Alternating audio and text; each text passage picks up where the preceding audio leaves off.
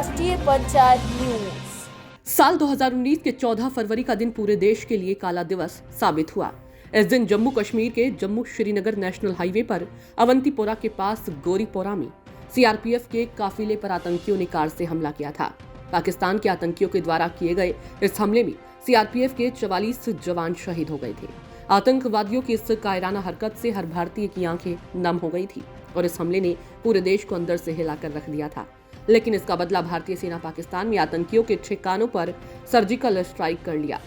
इस हमले को पुलवामा अटैक के नाम से भी जाना जाता है। तो चलिए आज हम आपको इस घटना से जुड़ी कई जानकारी देते हैं। बता दें कि सीआरपीएफ के काफिले में करीब 60 से ज्यादा वाहन शामिल थे और इनमें 2547 जवान मौजूद थे।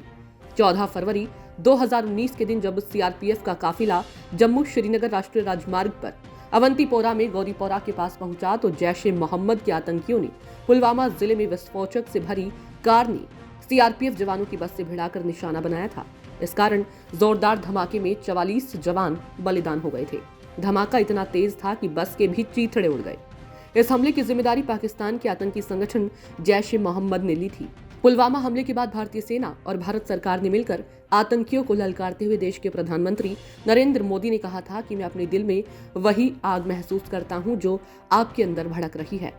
पीएम ने यह भी कहा था कि सभी के आंसुओं का बदला लिया जाएगा और इसके बाद भारत ने जवानों की शहादत का बदला 12 दिनों के अंदर पाकिस्तान में आतंकियों के ठिकाने पर एयर स्ट्राइक कर लिया। हमले के बाद 25 फरवरी 2019 की देर रात के बाद मिराज 2000 विमानों ने ग्वालियर एयरबेस से उड़ान भरी और 26 फरवरी 2019 को भारतीय वायुसेना के विमानों ने पाकिस्तान की बालाकोट में घुसकर आतंकियों कैंप व ठिकानों को निशाना बनाया था। भारत की तरफ से किए गए इस हमले में करीब 300 आतंकी मारे गए थे। इस हमले को बालाकोट स्ट्राइक का नाम दिया गया है। इस हमले में बालाकोट एयर स्ट्राइक में भारत का मिग 21 लड़ाकू विमान क्षतिग्रस्त होकर पाकिस्तान में जा गिरा था और उसमें मौजूद विंग कमांडर अभिनंदन वर्धमान को पाकिस्तानी सेना ने पकड़ लिया था। फिर अभिनंदन वर्धमान को 1 मार्च 2019 के दिन पाकिस्तान ने छोड़ दिया था और भारत सरकार ने अभिनंदन वर्धमान को वीर चक्र से सम्मानित भी किया।